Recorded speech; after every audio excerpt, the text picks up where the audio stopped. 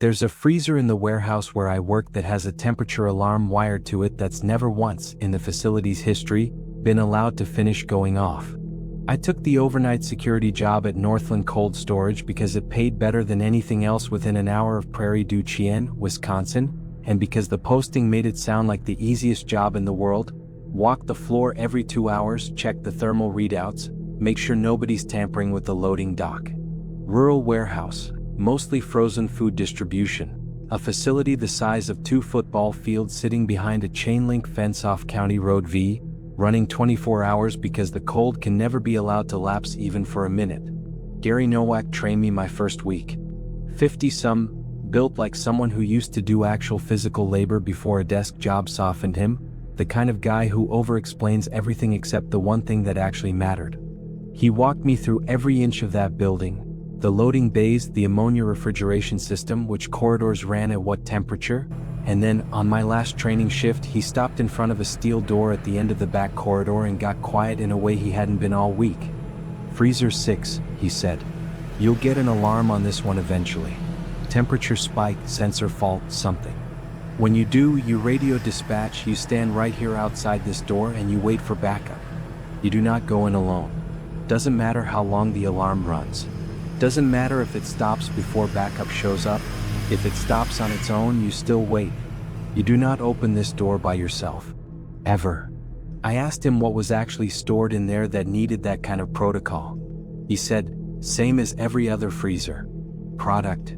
And the way he said product told me not to ask a second time. Before he left that night, his last shift, handing the building off to me for good, he gave me a thermal glove out of his own locker, the heavy insulated kind you need for anything below -20, and told me to keep it on me during rounds even though the facility issues its own. I didn't think much of it until later, alone, when I turned it inside out and found a name written on the lining in permanent marker, faded but legible, R. Talbot. I asked Gary who that was. He just said, "Guy before the guy before you," and left without explaining further. I want to mention one more thing about that first week because it stuck with me longer than almost anything else. The facility keeps a laminated floor plan posted by the loading dock, required by fire code, showing every room and corridor in the building.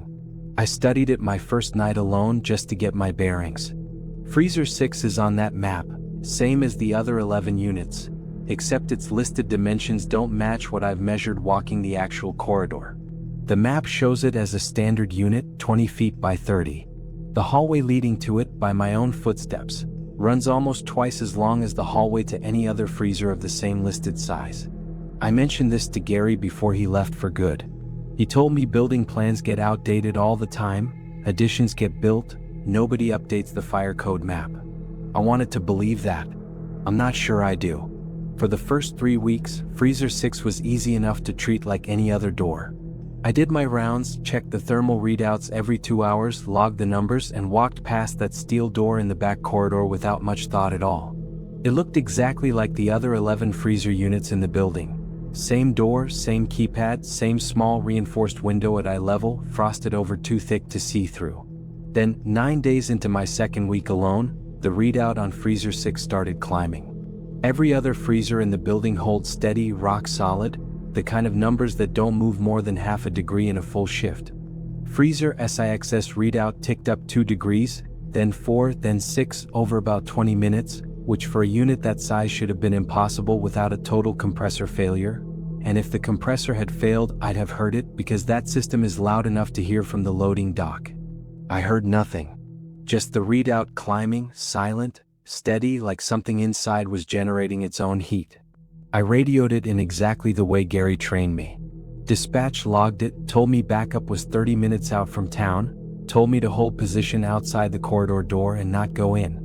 I stood there in that cold hallway for what felt a lot longer than 30 minutes, watching that readout climb past 10 degrees over freezing, listening to absolutely nothing coming from behind that door except, right around the 25-minute mark, one single sound, a soft, wet thud like something heavy shifting weight against the inside of a wall.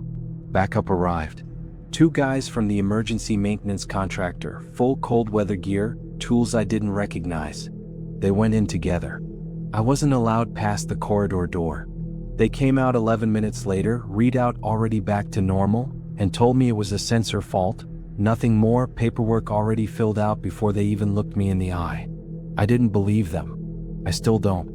I pulled the maintenance log 2 nights later, during a slow stretch, curious whether sensor fault showed up as a listed reason anywhere else in the building's history.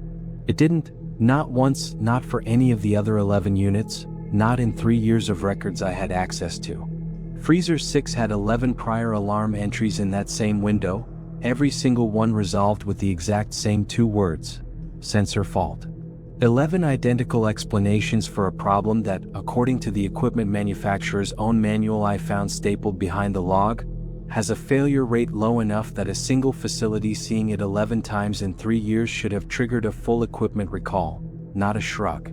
The next night, on shift alone again, I finally asked around, not Gary, who wasn't answering his phone anymore, but an older maintenance contractor named Phil who'd worked the facility for over a decade doing HVAC repairs. I bought him coffee at the diner in town and asked, careful, not letting on why I was really asking, if he'd ever heard anything strange about Freezer 6. He got quiet the same way Gary had. Then he told me about Todd Larson. Todd worked the overnight shift about 3 years before I did. Good employee, by the book, according to Phil, which made what happened worse because Todd wasn't the type to break protocol for no reason. One night, alarm went off on Freezer 6 the same way it had for Maine. Todd radioed it in the right way. Waited outside the corridor the right way. Except that night, the alarm stopped on its own about 10 minutes in, cut off completely, readout dropping back to normal before backup ever arrived, and Todd made the call to go check on it himself instead of continuing to wait, reasoning, according to his final incident report, that a resolved alarm with no backup response yet meant something had already been fixed and needed visual confirmation for the log. Phil said the report cuts off mid-sentence. Todd's handwriting, clear and normal for the first 2/3 of the entry, just stops. No period. No signature. His radio was found on the floor of the back corridor, still transmitting in open channel with nothing but static on it, and Todd Larson was never seen again. Company said he walked off the job. Filed him as job abandonment. Phil said he doesn't believe that for a second, and he's never once gone back there for a repair call without another contractor standing next to him. I didn't sleep the whole next day after hearing that. Here's the part one still can't fully explain, and it's the reason I finally decided to tell somebody about all of this. 6 nights ago, close to 4 a.m., the alarm on Freezer 6 went off again. I radioed it in exactly right. Stood outside the corridor door exactly right. And about 8 minutes in, the alarm stopped on its own. Readout dropping fast back to normal well before any backup could possibly have arrived. I thought about Todd Larson. I thought about his incident report cutting off mid-sentence. I did not go in. I stood there, glove on, freezing in that back hallway, and waited the full time regardless, the way Gary told me to, the way the rule actually says to do it even when the alarm stops early. About 4 minutes after the readout normalized, I heard something from the other side of that door I still haven't told anyone else about. Not the wet thud from before. A voice, low, muffled through steel and insulation, impossible to make out clearly, except for one part that came through clean enough to understand. It said a name. Not mine. It said, Talbot. I still have that glove. I still keep it on me during rounds the way Gary told me to, though I couldn't tell you exactly why that feels like it matters. I looked up the name once, out of the same bad instinct that's gotten me into everything else in this story, and found almost nothing current. An old listing tied to a fire lookout job clear across the country in Montana years back, nothing since. I don't know what that means. I don't know if it means anything. But I looked up one more thing after that, whether Northland Cold Storage had any corporate connection to a fire lookout program in Montana, some shared parent company, anything that could explain why a name from clear across the country would show up written in a glove in a Wisconsin warehouse and spoken through a freezer door 6 nights ago. I found nothing. No connection at all, at least none I could find from a public record search at 11 at night with shaking hands. I still work the overnight shift at Northland Cold Storage. I still do my rounds every 2 hours, still log the readouts, still walk past that steel door in the back corridor without stopping. The alarm hasn't gone off again since that night. I keep waiting for the next time it does, and wondering whether I'll actually be able to keep standing outside that door when it does.